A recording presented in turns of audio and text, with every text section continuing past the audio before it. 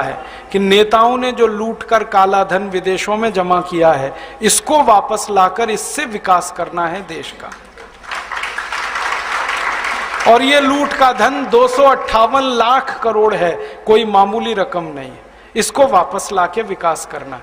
आप बोलेंगे ये कैसे आएगा? इसको वापस लाने के 4 रास्ते।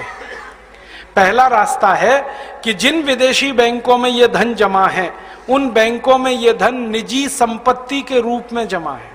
व्यक्तिगत संपत्ति, किसी नेता की, किसी अधिकारी की व्यक्तिगत संपत्ति, निजी संपत्ति।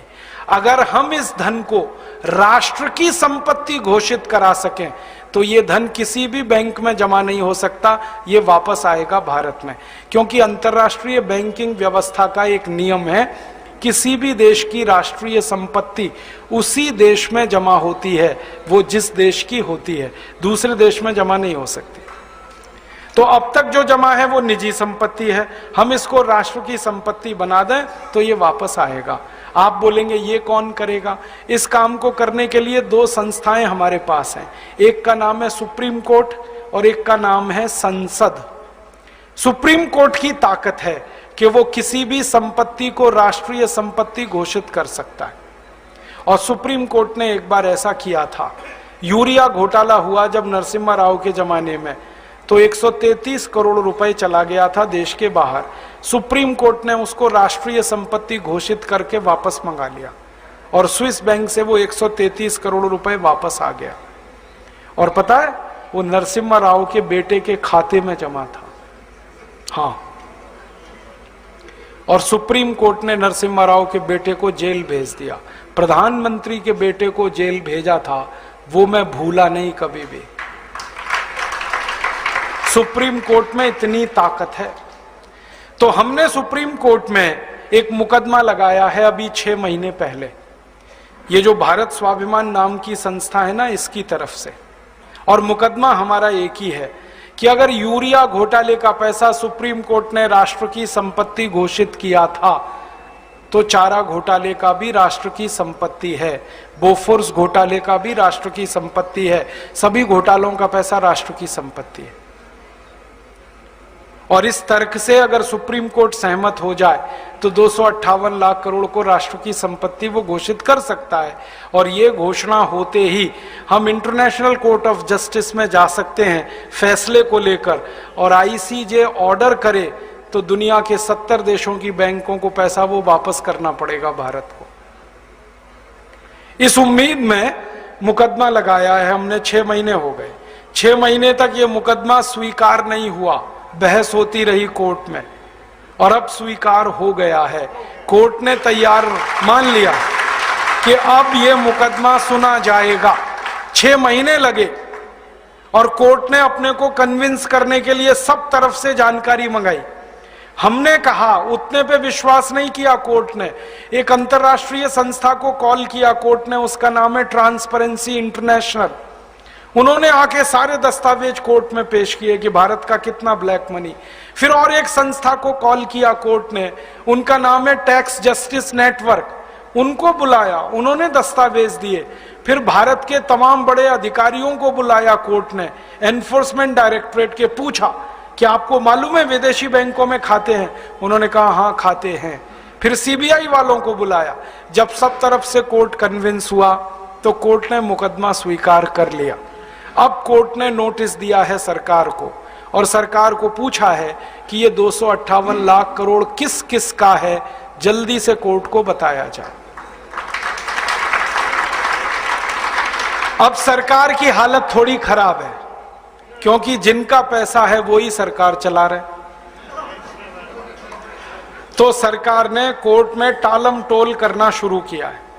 ये टालम टोल वो थोड़े दिन करने वाले हैं, ये हमें मालूम है, क्योंकि वो बताएंगे नहीं कभी भी। तो हम सुप्रीम कोर्ट को एक दिन एक बात कहेंगे कि टालम टोल 6 महीने, साल भर, 1.5 साल, 2 साल, 3 साल, कितनी?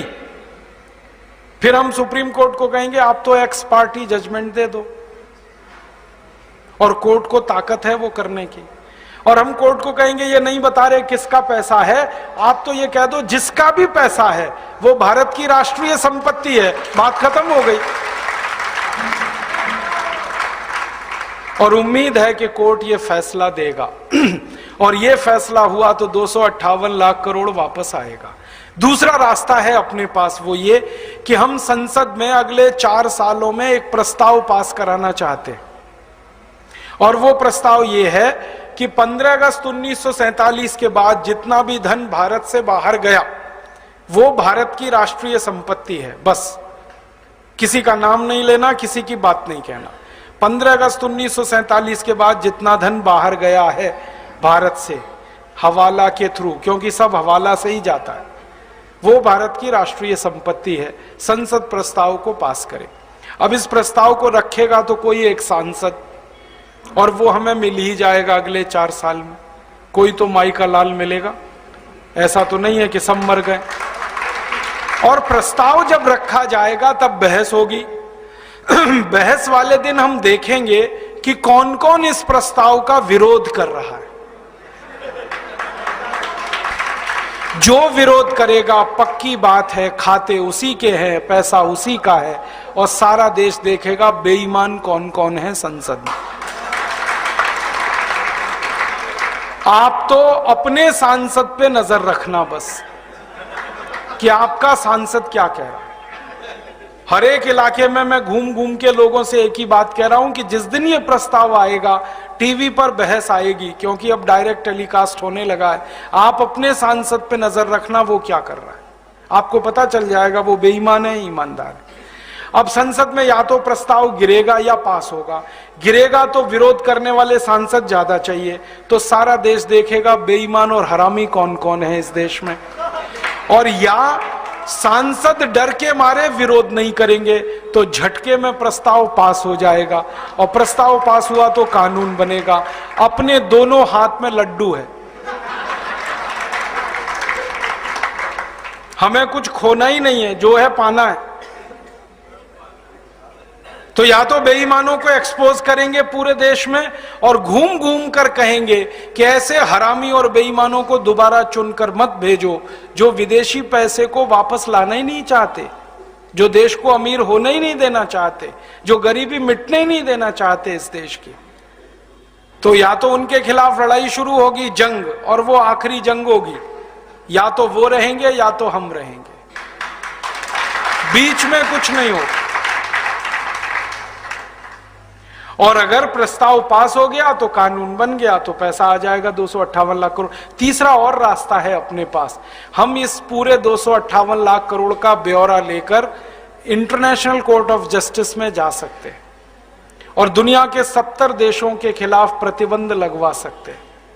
अमेरिका ने अभी ऐसा किया। आपको मालूम है अमेरिका में भी भ्रष्टाचार है, वहां के भी लूटखोर नेता हैं, उन्होंने भी स्विस बैंक में खाते खोल रखे थे।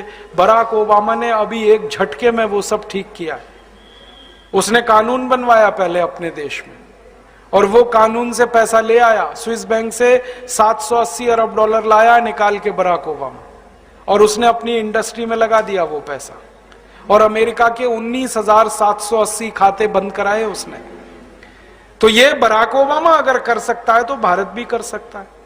बस अंतर इतना है कि अमेरिका को बराक ओबामा मिल गया है, भारत को एक बराक ओबामा की तलाश है। अगले 4-5 साल में मिलेगा, कोई ना कोई तो निकलेगा। भारत माता वीर विहीन नहीं है, निपूती नहीं है, बांझ नहीं है।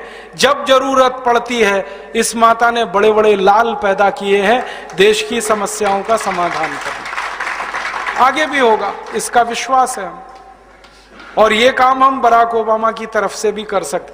बराक ओबामा ने अभी एक बहुत रोचक बात कही। हमारे प्रधानमंत्री गए थे अमेरिका, अभी मालूम है मनमोहन सिंह अमेरिका गए। बराक ओबामा ने मनमोहन सिंह को ऑफर किया, देखो मैंने स्विस बैंक से पैसे निकाल लिए, आपको निकलवाने? ऐसे ही बोला उसने, आपको निकलवाने, मैं मदद करता हूं आपकी। तो मनमोहन सिंह की ऊपर की सांस ऊपर, नीचे की नीचे, ना हां कहा ना कहा। फिर उसने कहा मैं भारत की मदद करना चाहता हूं सीरियसली इस काम में, और मैंने जैसे पैसा निकाला है स्विस बैंकों से मैं वो बताना चाहता हूं, आप ऐसे निकालो। अब मनमोहन सिंह चुपचाप लौट आए, क्योंकि उनको बोलते ही नहीं बनता, क्योंकि सरकार चलाने वालों का पैसा है, बात ही नहीं करते वो। तो बराक ओबामा तैयार है, वो कहता है मैं मदद करूंगा भारत की। क्यों? वो कहता है भारत की मदद इसलिए करनी है, भारत महान देश है, ये वो बोलता है। और भारत की महानता जब वो गिनाता है ना, तो सबसे पहले कहता भारत बजरंगबली का देश है, हनुमान जी का देश। और वो हनुमान जी का भगत है बराक ओबामा। उसने मंदिर बनाया, मालूम है, आधा ईसाई आधा मुसलमान बराक ओबामा हनुमान जी की पूजा कर रहा। जब वो चुनाव लड़ रहा था तो उसने बजरंगबली का मंदिर बनाया, जयपुर से मूर्ति मंगाई थी, स्थापित कराई। और पहला राष्ट्रपति है अमेरिका में जिसने दिवाली मनाई अभी। हाँ, दिवाली को हनुमान जी की पूजा होती है ना, उसने की वहां, पंडित जी को बुलाया उसने। और वो कहता भारत महान देश है क्योंकि महात्मा गांधी का देश है। वो महात्मा गांधी को गुरु मानता है अपना। उसके घर में एक ही फोटो है, वो महात्मा गांधी की। वो कहता है इसलिए मैं भारत की मदद करना चाहता हूं। अब भारत सरकार ही तैयार नहीं है मदद लेने के लिए। तो ये अपने पास और एक रास्ता है। तो अपने पास 4 रास्ते हैं। एक चौथा रास्ता है कि हम खुद चाहें तो स्विट्जरलैंड से दादागिरी करके ये पैसा ला सकते हैं।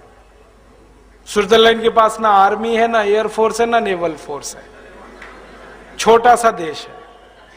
हाँ, जनसंख्या भी इतनी कम है जितनी तो हमारे एक जिले में है, उतनी तो स्विट्जरलैंड पूरे देश में नहीं। मैं तो मजाक में कभी कभी ये कहता हूं कि सारे भारतवासी, माफ करना ये कहने के लिए, इकट्ठे होके पेशाब कर देंगे तो स्विट्जरलैंड बह जाएगा। इतना पिद्दी सा देश है। 2 घंटे कार चलाओ तो स्विट्जरलैंड की सीमा खत्म हो जाती है, दूसरे देश में कार घुस जाती है। पुलिस उनके पास है नहीं, आर्मी है नहीं, थोड़ी दादागिरी करो वो तो दे देंगे। अमेरिका ने अभी कहा था उनको कि इराक का ध्यान है, अफगानिस्तान का ध्यान है, वो आपका भी हाल हो सकता है। तुरंत उन्होंने पैसे निकाल के दे दिए, 1 मिनट नहीं लगा। तो अपने पास 4 रास्ते हैं। पहले तीनों रास्तों का उपयोग करेंगे। कानून से वो पैसा लाएंगे, क्योंकि गलत कानून के कारण वो पैसा गया है, तो कानून सही करके उसको वापस लाएंगे। और भविष्य में ये पैसा बाहर ना जाए, इसकी पक्की व्यवस्था करेंगे। पहला कानून